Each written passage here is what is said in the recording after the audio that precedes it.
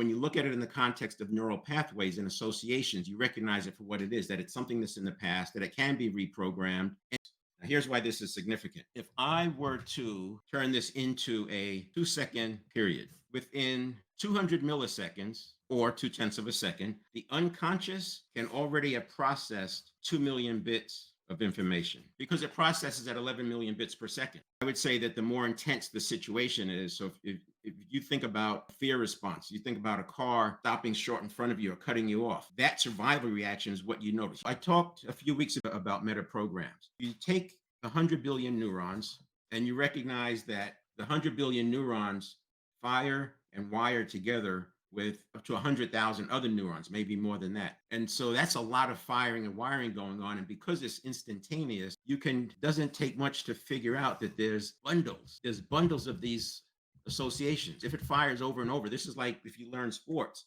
they break it down. You do this, and then you do this, and then you do this, and then you put two together, then three together, then five together. And pretty soon it's a habit.